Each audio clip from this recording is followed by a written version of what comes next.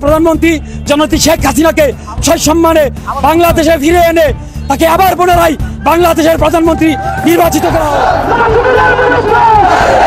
জুলাই ঘোষণাপত্র এবং জুলাই সনদ বাস্তবায়ন না হওয়া পর্যন্ত আমাদের অবস্থান কর্মসূচি অব্যাহত থাকবে এবং জুলাই ঘোষণাপত্র জুলাই সনদ বাস্তবায়িত হওয়ার পরে সরকার যখন প্রতিশ্রুতি দিবে যেটাকে স্থায়ী বিধানে অন্তর্ভুক্ত করা হবে তখনই আমাদের কর্মসূচি আমরা শেষ করব। আমি আসছি সাতক্ষীরা জেলার শ্যামনগর উপজেলা থেকে, এত দূর থেকে আসছে, আমাদের জুলাই সনদ না নিয়ে আমরা বাসায় ফিরব। মুজিবাদর্শের সৈনিকরা অবিলম্বে এই ইউনূস সহ সেনা সমর্থিত সরকারের পতন ঘটিয়ে শেখ হাসিনার সরকার কায়েম করবই করব।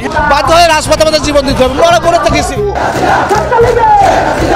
গণতান্ত্রিক পদ্ধতিতে আমরা আন্দোলন করব। এবার সর্বশক্তি নিয়ে মাঠে নামছে আওয়ামী লীগ। এবার আওয়ামী লীগের টার্গেট হচ্ছে গোটা ঢাকা শহর দখল করা এবং আন্দোলনের মাধ্যমে ডক্টর ইউনূস সরকারকে পতন ঘটানো। বাংলাদেশ আওয়ামী লীগ রীতিমতো গেরিলা প্রশিক্ষণ নিয়েছে বাংলাদেশের সেনাবাহিনীর কাছ থেকে।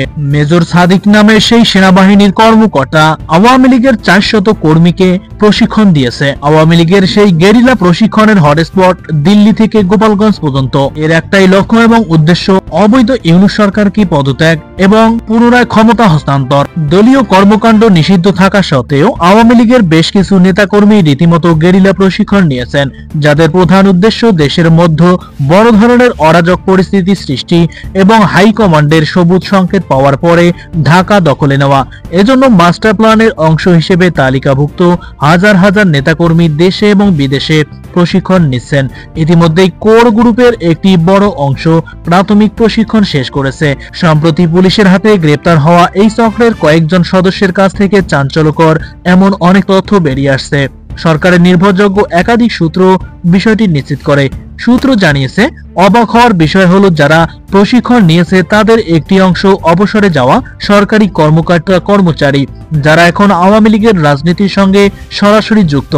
এছাড়া প্রশিক্ষণ নিয়েছে নিষিদ্ধ ছাত্রলীগের বেশ কিছু নেতাকর্মীও। প্রশিক্ষণ হয়েছে দিল্লি, কলকাতা ছাড়াও রাজধানী ঢাকা এবং গোপালগঞ্জ সহ দেশের বিভিন্ন স্থানে। চূড়ান্ত সফলতা অর্জনের আগ পর্যন্ত এই প্রশিক্ষণ অব্যাহত রাখার পরিকল্পনা রয়েছে আওয়ামী লীগের।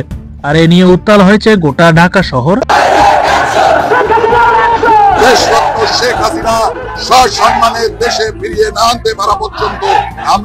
এর অংশ হিসেবে 8ই জুলাই রাজধানীর একটি কনভেনশন হলে 400 জনকে প্রশিক্ষণ দেওয়া হয়। ওই প্রশিক্ষণ চলাকালে কনভেনশন সেন্টারে দেওয়া হয় সরকার বিরোধী নানা স্লোগান। সূত্র জানিয়েছে, কনভেনশন হলে প্রশিক্ষণের তথ্য পেয়ে 13ই জুলাই রাজধানীর একটি আবাসিক এলাকায় অভিযান চালায় আইন প্রয়োগকারী সংস্থা বিভিন্ন ইউনিট। তারা জানিয়েছে, ঢাকা দখল করাই ছিল তাদের প্রধান টার্গেট। এজন্য তারা সাবেক প্রধানমন্ত্রী শেখ হাসিনার নির্দেশের অপেক্ষায় ছিলেন। পরিকল্পনা মোতাবেক শেখ হাসিনার নির্দেশ পাওয়ার সঙ্গে সঙ্গে সারা দেশ থেকে তালিকাভুক্ত হাজার হাজার নেতাকর্মী একযোগে ঢাকা চলে আসেন। সবাই সমবেত হয় রাজধানীর শাহবাগে। শাহবাগ মোড় দখল করে জনমনে আতঙ্ক তৈরি সহ জনগণকে জানান দেওয়া হয় যে আওয়ামী লীগের কয়েক লক্ষ লোক ঢাকা দখলে নিয়ে ফেলেছে। প্রশাসনও তাদের সঙ্গে রয়েছে।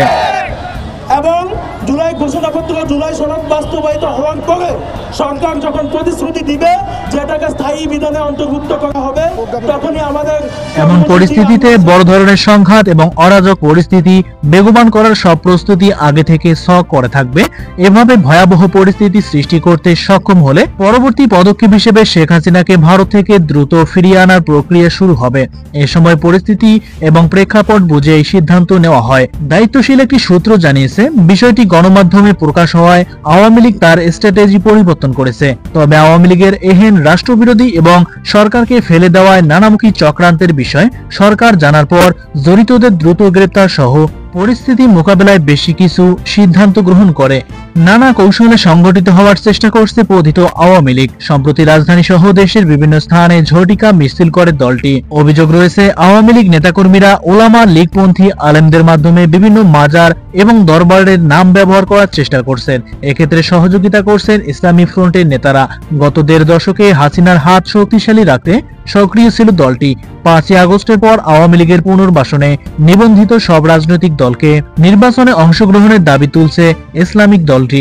ছাত্র জনতার গণ আন্দোলনের মুখে আওয়ামী লীগ সরকারের পতনের পর নেতাকর্মীরা আত্মগোপনে চলে যায়। বেশ কিছুদিন নীরব থাকলেও ঝটিকা মিছিল দিয়ে নিজেদের অস্তিত্ব জানান দিয়েছে তারা।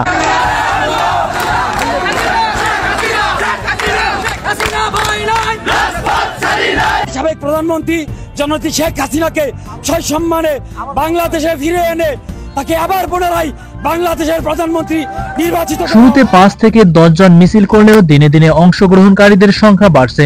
এর মধ্যে যৌথ বাহিনীর অভিযান শুরু হলে নেতাকর্মীরা গ্রেপ্তারের কৌশল বদল করেন। সেই কৌশলের অংশ হিসেবে তারা বিভিন্ন ইস্যুতে মাঠে নামার চেষ্টা করছেন।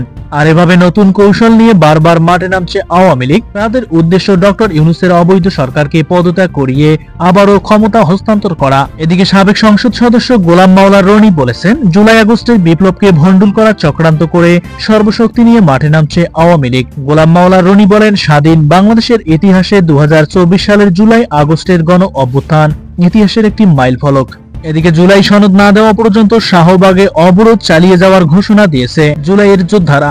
আর এতে টনক নড়েছে ডক্টর ইউনূসের অন্তর্বর্তীকালীন সরকারের। জুলাই সনদের দাবিতে রাজধানীর শাহবাগ মোড় অবরোধ করেছে জুলাই যোদ্ধারা। 11টার দিকে শাহবাগে জড়ো হন তারা।